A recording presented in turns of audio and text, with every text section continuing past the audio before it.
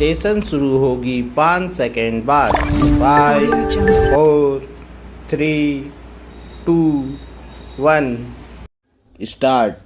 यह अच्छा है कि प्रधानमंत्री ने अपनी कारों के काफिले में कटौती कर इसका उदाहरण पेश किया कि वे जो कुछ औरों को करने के लिए कह रहे हैं उस पर स्वयं अमल कर रहे हैं।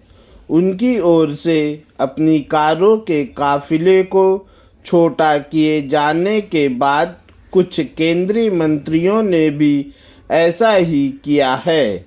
आशा है कि भाजपा शासित राज्यों के मुख्यमंत्री एवं मंत्री भी इसका अनुसरण करेंगे, लेकिन ऐसा ही गैर भाजपा शासित राज्यों में भी दिखना चाहिए। इसी के साथ ही सांसदों, विधायकों, अन्य जनप्रतिनिधियों के साथ नौकरशाहों को भी ऐसा ही करना चाहिए। किफ़ायत का परिचय देना किसी सरकार या दल विशेष का विषय नहीं, यह एक राष्ट्रीय आवश्यकता है और केवल वर्तमान की ही नहीं।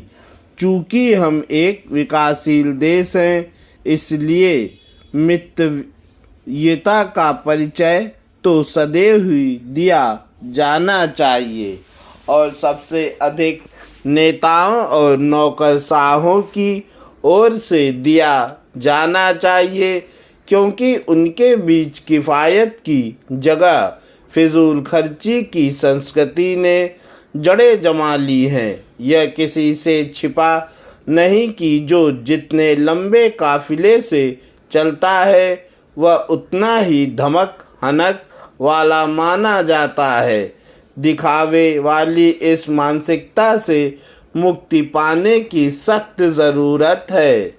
आज यदि ऊर्जा संकट के चलते मंत्रीगण 2-3 कारों के साथ चलने को उपयुक्त समझने लगे हैं, तो इसके पहले वे इसकी ज़रूरत क्यों नहीं समझ रहे थे? आखिर ऐसा तो है नहीं कि ऊर्जा संकट के पहले पेट्रोलियम पदार्थों का उत्पादन देश में ही हो रहा था या फिर उनका आयात बहुत सस्ता था। सरकारी तंत्र को तो इससे कहीं अच्छे से अवगत होना चाहिए कि विदेशी मुद्रा की सबसे अधिक खपत पेट्रोलियम पदार्थों के आयात में ही होती है। सरकार को पेट्रोलियम पदार्थों की खपत में कमी लाने के साथ विदेशी मुद्रा बचाने वाले अन्य दीर्घकालिक उपायों पर भी ध्यान देना होगा। विदेशी मुद्रा की एक बड़ी खपत पर्यटन के लिए विदेश यात्राओं के चलते होती है। ऐसा इसलिए होता है क्योंकि देश में वैसे पर्यटन स्थल और पर्यटकों के अनुकूल माहौल विकसित नहीं हो पाया है, जैसा मालदीव, थाईलैंड और श्रीलंका जैसे देशों ने विकसित कर लिया है। यह तब है जब भारत पर्यटन स्थलों की दृष्टि से कहीं अधिक समृद्ध है।